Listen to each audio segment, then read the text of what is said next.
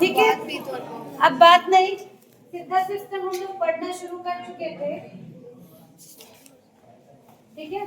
तो इसमें हमने इंट्रोडक्शन इसका देख लिया था और इसके अंदर एक टर्म था जिसको बोलते हैं हास्य विकृति, ठीक है, ह्यूमर डिस्टॉर्शन इंग्लिश में बोलेंगे।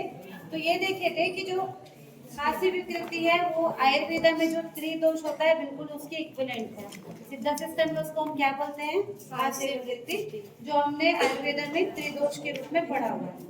ठीक, सिद्धा सिस्टम के बारे में और क्या पढ़ा हुआ था हमने, क्या देखे थे सिद्धा सिस्टम के बारे में बताओ। यह शब्द तमिल शब्द से लिया गया है जिसका मतलब था सिद्धि, मतलब कि पूर्णता प्राप्त करना, ठीक है। जनरली ये कब था, जिस टाइम पीरियड पे पूरे भारत में ऊपर नॉर्थ की तरफ जब आयुर्वेदा चल रहा था, उसी टाइम पर साउथ की तरफ, दक्षिण की तरफ सिद्धा system of indigenous medicinal system चल रहा था, जिसको हम क्या बोलते हैं, सिद्धा, ठीक है। तो ऐसा माना जाता है कि देखो अब इसकी भी हिस्ट्री में ये दिया हुआ है कि ऐसा माना जाता है कि भगवान शिव ने सबसे पहले सिद्ध ज्ञान प्राप्त किया।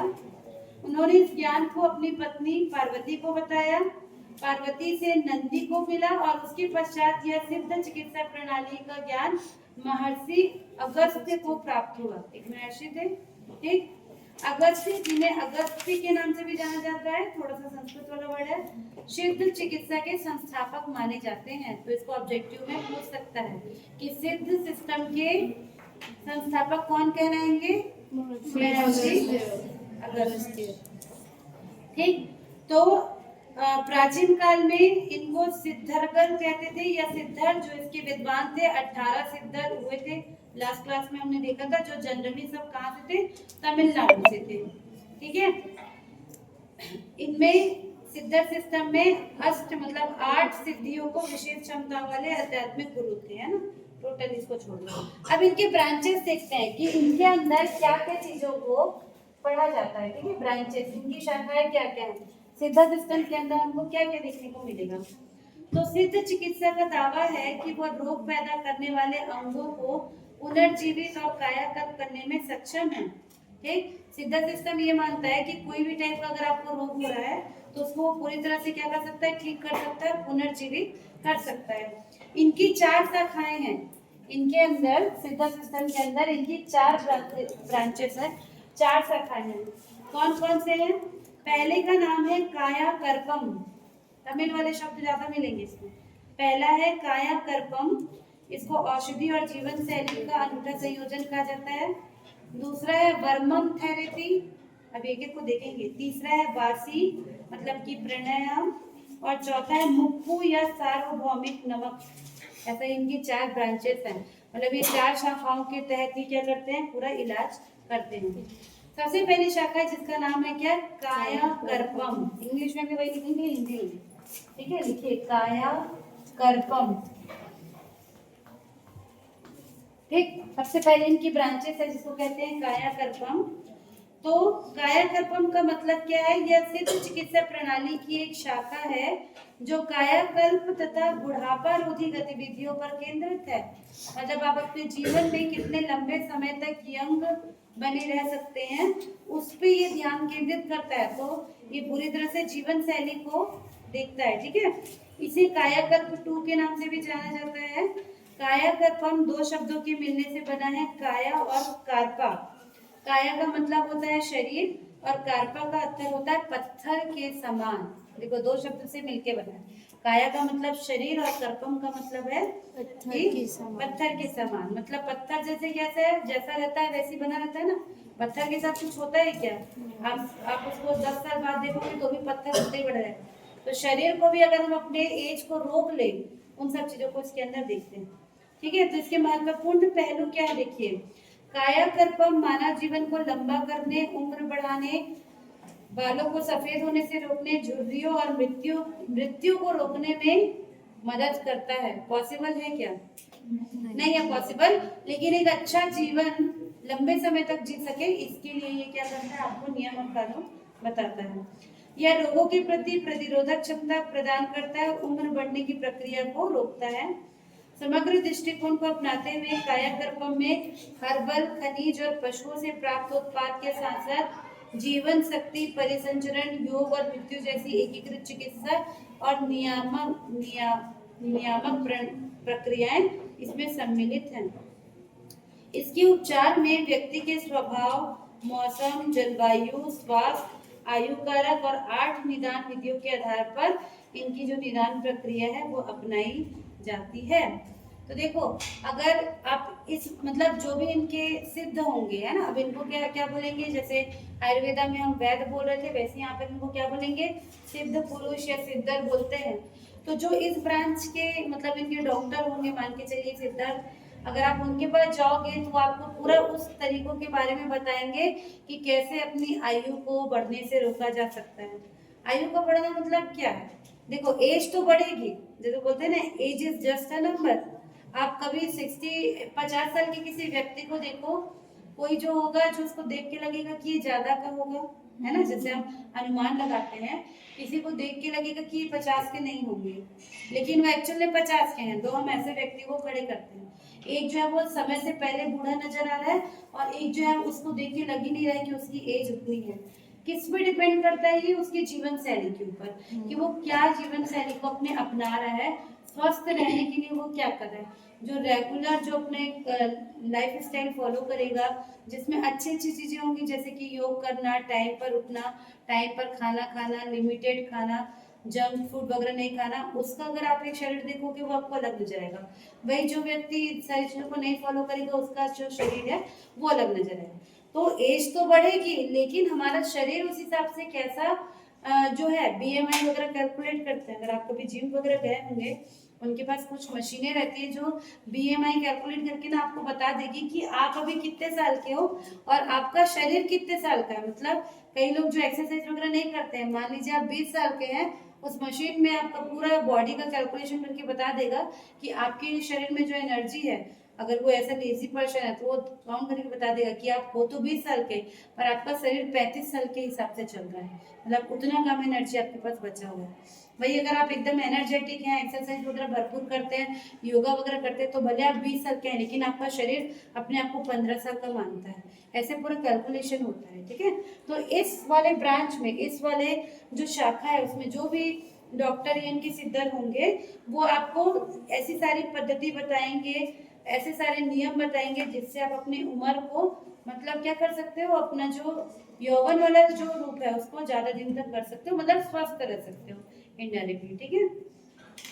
अब अगर इस कायाकल्पम को अपनाते हैं तो इसके लाभ क्या है, उम्र बढ़ने में देरी, स्वास्थ्य को मजबूती, बीमारियों की रोकथाम और आत्मशुद्धि, ये सब आपको इस वाली शाखा के अंदर मिले, ठीक। चलिए, दूसरा ब्रांच है जिसको कहते हैं वर्मम थेरेपी। वर्मम सेकंड वाला है जिसको हम कहेंगे वर्मम थेरेपी,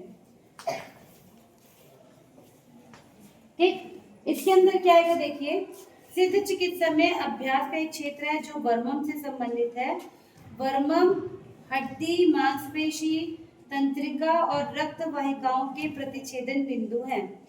प्राचीन सिद्धरों का मानना था कि जब इन बिंदुओं पर किसी बाहरी बल का प्रतिकूल प्रभाव पड़ता है तो बीमारी उत्पन्न होती है। मतलब शरीर में जो भी बीमारी आ रही है, हड्डी, मांसपेशी, है ना, और तंत्रिका और रक्त वाहिकाओं के कारण, उस बीमारी का उपचार इस शाखा के अंदर होता है। जैसे हमारे एलोपैथी में अलग अलग डॉक्टर है ना भाई, मनोचिकित्सक अलग है, हड्डी वाले अलग हैं, पेट वाले अलग हैं, वैसे इनकी भी ये ब्रांचेस हैं। जैसे आपको कोई बीमारी नहीं है, आप चाहते हो मेरी उम्र लंबी रहे, तो जो पहला वाला है कायाकल्पम, उस वाले डॉक्टर, उस वाले सिद्धर के पास जाओगे। अगर आपको हड्डी, मांसपेशी, तंत्रिका, रक्त वाली कोई बीमारी है, तो आप ये दूसरा वाला जो इनकी ब्रांच है, इनसे संबंधित जो इनके सिद्ध पुरुष होंगे, उनके पास आप अपनी बीमारी के लिए जाओगे, अगर आप सिद्ध सिस्टम को मान रहे हो तो, ठीक। तो उनका मानना था कि बाहरी बल जब हमारे शरीर पे प्रतिकूल प्रभाव डालता है, तब हमारी बीमारी उभरती है।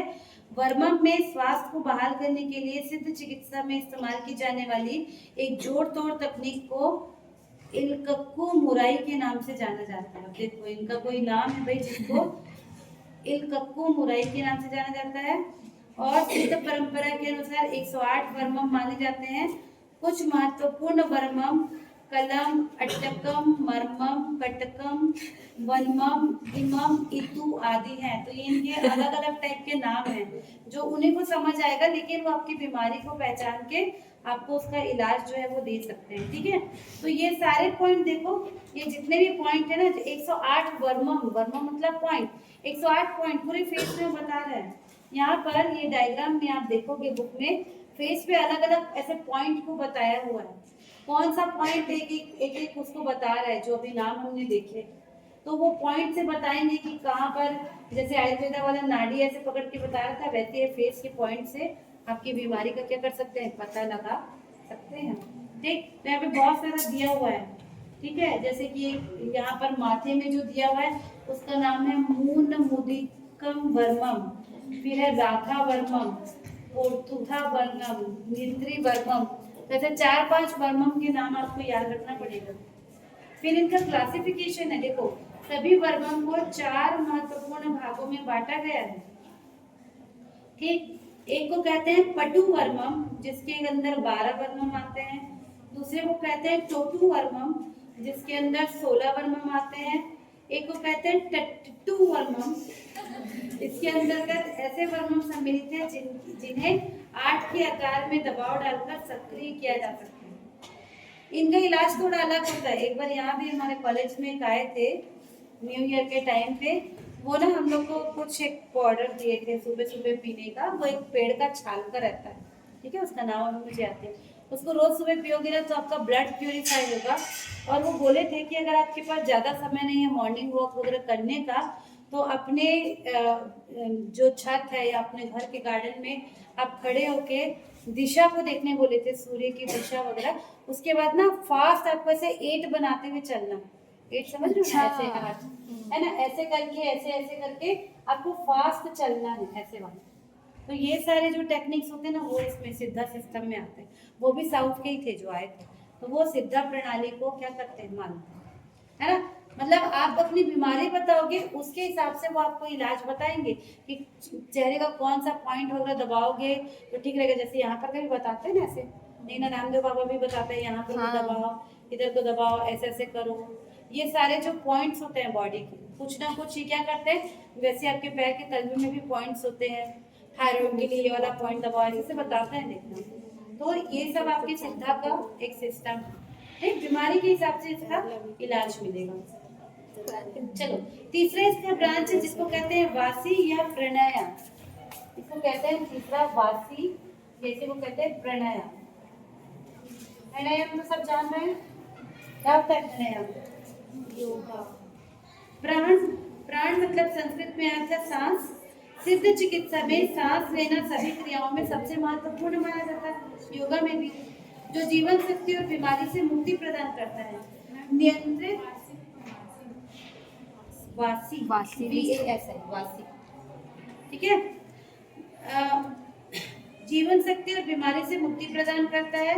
नियंत्रित सांस लेना खुद को जीवन शक्ति और व्यक्तिगत चुंबकत्व से भरने की विधि है। यौगिक शब्दों में इसे प्राणायाम के रूप में जाना जाता है। मतलब बहुत सारे जो इसके अंदर जो सिद्धर आएंगे वो आपको सांस से रिलेटेड ही बहुत सारे तरीकों को बताएंगे। जैसे आप रामदेव बाबा वाला अगर योगा प्रोग्राम कभी देखे होगे तो प्राणायाम के 10 बहुत सारे तरीके बताते हैं ना, भस्त्रिका और क्या बताते हैं, ऐसे अनुलोम विलोम देखे होगे, है ना। तो उससे रिलेटेड, मतलब सांस से रिलेटेड जितने भी चीजें हैं उनके बारे में जो बताएंगे उनको वासी कहेंगे। वासी या क्या कहेंगे, प्राणायाम।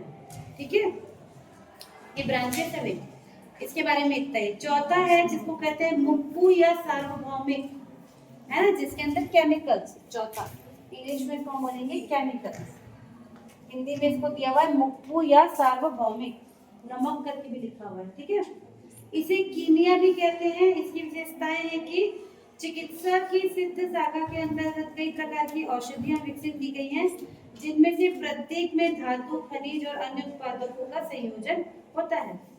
तो जो मुप्पू है, इस चिकित्सा प्रणाली में 25 विभिन्न अकार्बनिक यौगिक होते हैं जो जल में घुलनशील होते हैं और विभिन्न क्षार और लवणों से बने होते हैं। तो देखो यहाँ पर केमिकल्स को जब ये यूज करते हैं दवाइयों के रूप में, मतलब ये वाली जो इसके अंदर जो सिद्ध या सिद्ध पुरुष आएंगे वो आपको दवाइयाँ देंगे केमिकल्स के फॉर्म में। ठीक, तो सिद्ध चिकित्सा में सल्फर और पारा का बहुत महत्वपूर्ण रोल है। मतलब उनकी दवाइयों में आपको सल्फर और पारा जैसी चीजें देखने को मिलेंगी। ठीक है, इनमें से आधी दवाई प्राकृतिक है जबकि आधी सिंथेटिक है। प्राकृतिक मतलब ये भी कहाँ से लेंगे, प्लांट से ही लेंगे, पौधों से, और कुछ कुछ ये बनाते भी हैं जो सिंथेटिक है। इसके अलावा सोना, चांदी, तांबा, सीसा, लोहा जैसी धातुओं का उपयोग भी विभिन्न प्रकार की दवाइयों के निर्माण में किया जाता है। सिद्धा सिस्टम प्रणाली में प्लांट का भी यूज होता है। इसके अलावा बहुत सारे केमिकल्स जैसे कि सोना, चांदी, तांबा, सीसा, लोहा, पारा, सल्फर, ये सब का उपयोग ये किसमें करते हैं, दवाइयां बनाने में करते हैं। ठीक है, पंचसूत्र, इनके में भी पंचसूत्र पाया जाता है। पारे का प्रयोग 5 विभिन्न रूपों में किया जाता है, उसी को ये पंचसूत्र बोलते हैं। जैसे कि रसम पारा, लिंगम पारा का लाल सल्फाइड, वेरम पारा का परक्लोराइड, पूरम जिसको पारा का उप परक्लोराइड बोलेंगे, और रस चिंदूरम मतलब पारा का लाल ऑक्साइड। पारा जो होता है उसके 5 अलग अलग रूपों में ये यूज करते हैं, किसके लिए, दवाई के लिए। तो सल्फर और पारा बहुत ज्यादा यूज होता है इनकी दवाई के लिए। रोग की पहचान ये कैसे करते हैं, तो सिद्ध चिकित्सा प्रणाली के अनुसार व्यक्ति में रोग की पहचान करने के लिए बहुत सारे माध्यम है। जैसे कि पहला है पल्स, नाड़ी को छूना, दूसरा है जीभ, जीभ दिखाओ बोलेंगे और जीभ से भी आपकी बीमारी को पहचान सकते हैं। तीसरा वाणी, कैसे आप बोल रहे हो। चौथा मल है ना, स्टूल टेस्ट जो होता है। स्पर्श, रंग, नेत्र और यूरिन, इन सब चीजों से जो सिद्ध प्रणाली के जो डॉक्टर्स होंगे, सिद्ध होंगे, वो आपकी बीमारी को पहचान सकते हैं। इतने सारे पॉइंट्स आपको सिद्ध प्रणाली के लिए याद रखने पड़ेंगे। इनकी जो 4 ब्रांचेस है वो मेन है, और इसके अलावा इनका इतिहास, इनका डेफिनेशन और इनका हास्य विकृति, ह्यूमर डिस्टॉर्शन, जिसके अंदर त्रिदोष वाले पॉइंट आते हैं। इतना पॉइंट आपको इनको याद रखना है। अब अगर हम कंपैरिजन करें आयुर्वेद और सिद्धा के बीच में तो क्या क्या पॉइंट्स आ सकते हैं, देखिए। सिद्धरों ने पौधों पर गहन शोध किया और ऐसे तरीके विकसित किए जिनसे पौधों का औषधि रूप में उपयोग किया जा सकता है। आयुर्वेद सिस्टम और सिद्धा सिस्टम दोनों पौधों का भी उपयोग करते हैं। आयुर्वेदा में सिर्फ पौधों का उपयोग होता है, सिद्धा सिस्टम में पौधों के साथ साथ किनका उपयोग होता है, इनका उपयोग होता है। अभी जो हम लोग देखें क्या बोलेंगे, केमिकल्स है ना, कौन कौन से, सोना, चांदी, तांबा, सारे केमिकल। ठीक है, सीसा, लोहा, पारा, सल्फर, तो इसमें पौधों के साथ साथ किनका भी उपयोग होता है, केमिकल्स का भी। ठीक, तो लेकिन सिद्धरों ने भी बहुत ज्यादा पौधों पे अध्ययन किया। उन्होंने कुछ पौधों की जहरीली प्रकृति और उनके लिए मारक का भी वर्णन किया, और शरीर के ऊपर उनके प्रभाव को भी उन्होंने देखा, और पौधों को भी वर्गीकृत किया।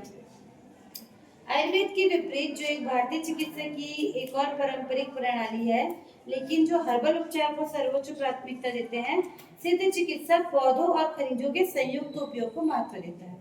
आयुर्वेदा बोलता है सिर्फ पौधों का उपयोग करो, सिद्ध सिस्टम क्या बोलता है, पौधों के साथ साथ खनिज, केमिकल्स का भी उपयोग करो। ठीक है, साधारण बीमारी के लिए सिद्ध चिकित्सा जड़ी बूटियों के शुरुआती उपयोग की सलाह देते हैं। यदि यह प्रभावी साबित नहीं होता है तो पौधों, खनिजों और पशु उत्पादों के भी विवेकपूर्ण उपयोग की सलाह दी जाती है। मतलब शुरू में सिद्ध वाले भी आपको प्लांट बेस्ड मेडिसिन ही देंगे, लेकिन अगर वो मतलब काम नहीं कर रहा है तो ये क्या करेंगे, प्लांट, खनिज और पौधों के, पशुओं के प्रोडक्ट को भी ये यूज करते हैं। ठीक, सिद्ध सिद्धांत के अनुसार माना जाता है कि केवल पारे से बनी दवाई शरीर को क्षय से प्रतिरक्षा प्रदान करती है, जिससे शरीर रोगों पर विजय प्राप्त करने में सक्षम होता है। पारा और सल्फर को सर्वोच्च उपचारक माना जाता है। ठीक है, हालांकि ये खनिज मानव शरीर के लिए बेहद विषैले होते हैं, तो हमारे लिए विषैले हैं, लेकिन अगर आपको कोई इनका जो डॉक्टर है वो देगा तो उसका अमाउंट डिसाइड करके देगा कि कितने अमाउंट में पारा और सल्फर दिया जाए कि वो नुकसान ना करे, तो वो लोग इसको उपयोग करते हैं। ठीक, सिद्ध चिकित्सा का उपयोग पुरानी बीमारियों और अक्षय स्थितियों जैसे कि र्यूमेटाइड आर्थराइटिस, जिसको गठिया कहते हैं, ऑटो इम्यून स्थिति, कोलेजन विकार, तंत्रिका तंत्र की स्थितियों आदि के लिए किया जाता है। मतलब ऐसी चीजें जिनका इलाज बहुत मुश्किल है उनका भी इलाज सिद्ध सिस्टम में देखने को मिलता है। ठीक है, ऑटोइम्यून डिसीज का कोई इलाज नहीं है एलोपैथी में। ऑटोइम्यून डिसीज समझते हो क्या होता है? पढ़े हो क्या? फिजियोलॉजी में पढ़े हो क्या होता है ऑटोइम्यून डिसीज? हाँ, जैसे हमारे अंदर जो प्रतिरक्षा प्रणाली है और हमारा जो इम्यून सिस्टम है, बाहर से हमारे अंदर जो एंटर कर रहे हैं bacteria, virus, algae, fungi, protozoa, उनको मारता है खोज खोज के। भाई हमारे पास इम्यून सिस्टम है ना, हम रोज बीमार पड़ते हैं क्या? नहीं पड़ते ना।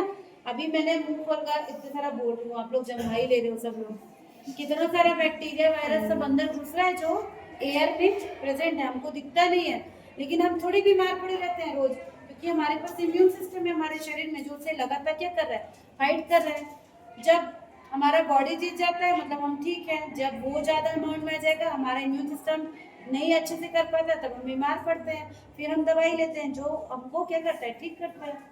ठीक, लेकिन क्या होगा अगर हमारे अंदर की कोशिका को हमारा इम्यून सिस्टम अपना दुश्मन समझने लग जाएगा?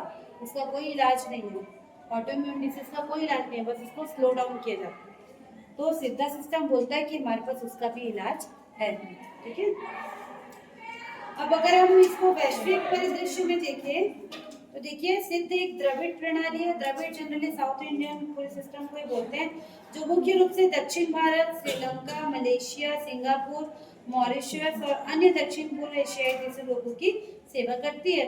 तो हमारे दक्षिण भारत के अलावा और भी देश है जहाँ पर सिद्धा सिस्टम को बहुत ज्यादा माना जाता है, जैसे कि श्रीलंका, मलेशिया, सिंगापुर, जितने इधर नीचे तरफ देश आते हैं। ठीक है, श्रीलंका, मलेशिया और सिंगापुर में जहाँ तमिलों की बड़ी आबादी है, सिद्ध चिकित्सा प्रणाली वहाँ ज्यादा अपनाई जाती है। ठीक है, तो इसके अलावा श्रीलंका में एक विश्वविद्यालय है जिसका नाम है जाफना विश्वविद्यालय। जाफना श्रीलंका का एक जगह है, उसका वो है कि कैपिटल है क्या जाफना? श्रीलंका की कैपिटल क्या है, राजधानी क्या है पता नहीं, पर जाफना नाम बहुत ज्यादा सुनता है। तो श्रीलंका में जाफना विश्वविद्यालय से संबंध एक सिद्ध विभाग और एक त्रिकोमाली परिसर में पूर्वी विश्वविद्यालय से संबंध एक अन्य संस्थान सिद्ध शिक्षा के रूप में स्नातक पाठ्यक्रम प्रदान करती है।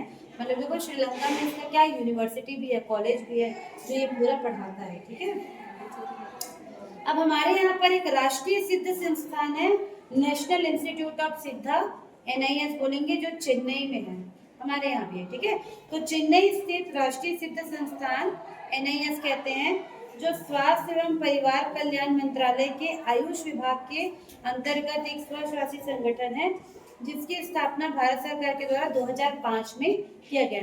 तो जैसे हमने आयुर्वेदा के लिए देखा हुआ है ना, कॉलेज वगैरह जहाँ बहुत लोग पढ़ रहे हैं, वैसे सिद्धा सिस्टम के लिए भी 2005 में भारत सरकार के द्वारा इसकी स्थापना की गई है।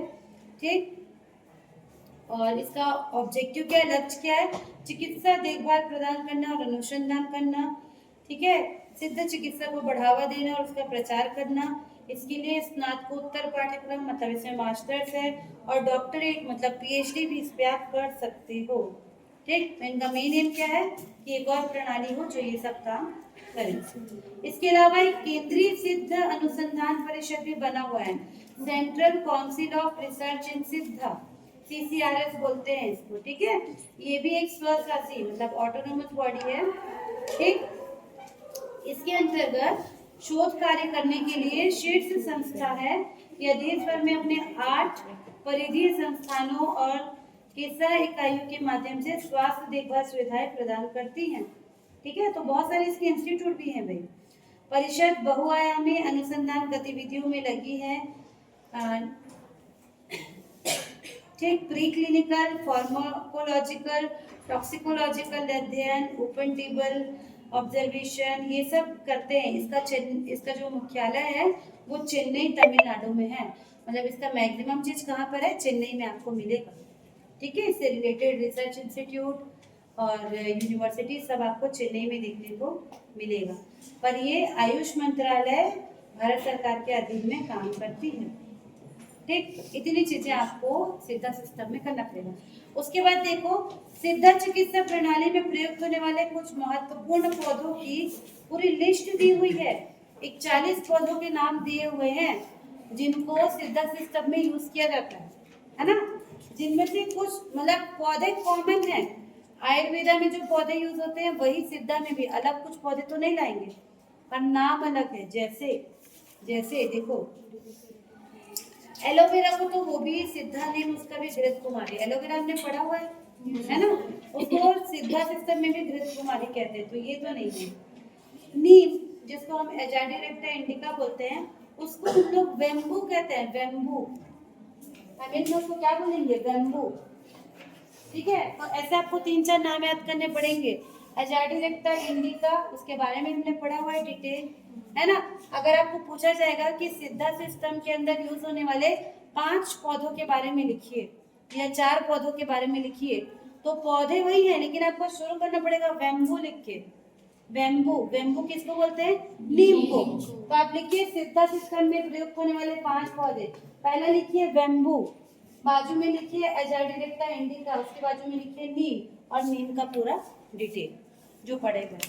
ठीक है, वैसे ही इन लोग पेपई बोलते हैं, पेपई।